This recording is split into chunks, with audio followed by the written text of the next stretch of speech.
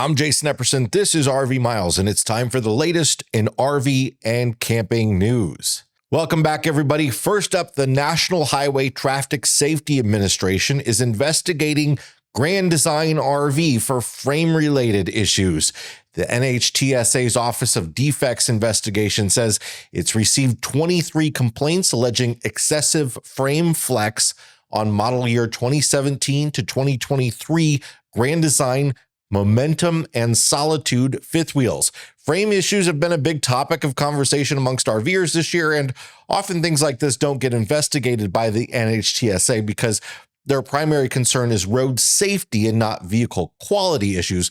But 22 of the complaints allege that excessive frame flex resulted in a cargo or entry door opening while in transit, some with objects lost on the roadways, while 6 complaints also stated that slide outs partially extended. So obviously these are serious safety concerns. The NHTSA says it's been in contact with both Grand Design and Lippert, the frame manufacturer, and that Grand Design believes that some frame flex, generally considered to be vertical movement in the upper deck area of the fifth wheel, is normal. However, Grand Design has developed a technical service bulletin, a TSB, to evaluate concerns of excessive frame flex. They're sending out technicians to measure and check these things, which they define as a vertical movement greater than 3/8 of an inch. The NHTSA report says that per Grand Design, the frame flex is only occurring in the upper deck area of fifth wheels and is resulting in cosmetic only defects such as moving sidewalls, damage to cabinets, binding doors, etc. However, Lippert believes that the effects of frame flex may also extend back to the front axle of the trailer. The front axle of a fifth wheel is quite a bit further back than a lot of people think it is if you're just imagining one in your head. While Lippert provides frames for multiple trailer manufacturers, the majority of complaints are for these Grand Design products. The NHTSA actually opened this preliminary evaluation, as they call it, back in early October to evaluate the severity of the potential problem and to determine whether an unreasonable risk to motor vehicle safety exists, in which case they may force a recall. More in a moment, but first, this episode is sponsored by our friends over at RVMattress.com by Brooklyn Bedding. If you're looking for a new mattress for your RV and you're trying to fit all those odd sizes, the camper king size, which is in between a queen and a king, or the short king and short queen because you got a shorter bed platform, or weird different bunk sizes, you can find them over at RVMattress.com by Brooklyn Bedding. Brooklyn Bedding is a real mattress company that makes all kinds of mattresses for your home and more, but they have this special portal called RVMattress.com where you can find all these specific sizes for your RV, and they are great. We have them in both of our RVs and in our home. You just get them sent to you wherever you are. You open up the box, you let them expand, and Bob's your uncle. You're sleeping on your new mattress that night. RVMattress.com offers a 120-night sleep trial. Their mattresses are toxin-free, and they're shipped to you wherever you are from their factory in Arizona. You can get 30% off your next purchase over at RVMattress.com/RVMiles using the code RVMiles at checkout. You might see them offering 30% off for Black Friday or whatever it is, but you being an RV Miles fan, you get 30% off whenever you use that code RVMiles at checkout. That's RVMattress.com/RVMiles with code RVMiles at checkout.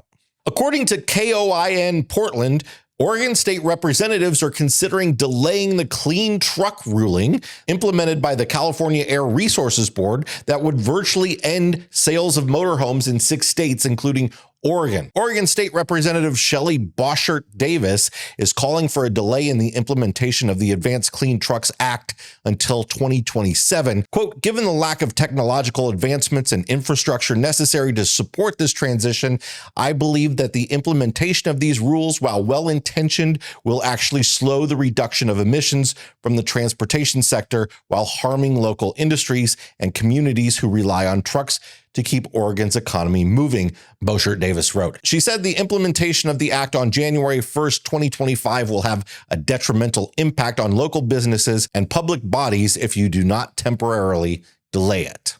The national average for a gallon of gasoline is now less than a dime away from dipping below $3 for the first time since May of 2021, according to a report by AAA. Since last week, the national average dropped 2 cents to $3.08. That's 12 cents less than a month ago and 27 cents less than a year ago. The nation's top 10 most expensive gasoline markets are Hawaii, California, Washington, Nevada, Oregon, Alaska, Pennsylvania, Washington, D.C., Illinois, and Idaho, while the 10 least expensive states are Oklahoma, Mississippi, Texas, Missouri, Arkansas, Kansas, Tennessee, Louisiana, Alabama, and Iowa.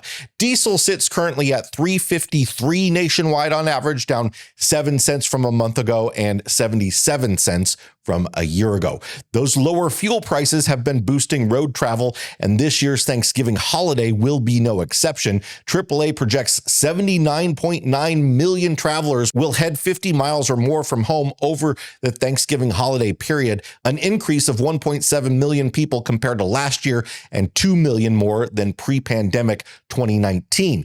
Quote, Thanksgiving is the busiest holiday for travel, and this year we're expecting to set new records across the board from driving to flying and cruising, said Stacy Barber, vice president of AAA Travel. AAA projects a record 71.7 million people will travel on the roads over Thanksgiving. That's an additional 1.3 million travelers on the road compared to last year. INRIX, a provider of transportation data, says the worst times to travel on the road over Thanksgiving are Tuesday and Wednesday afternoon.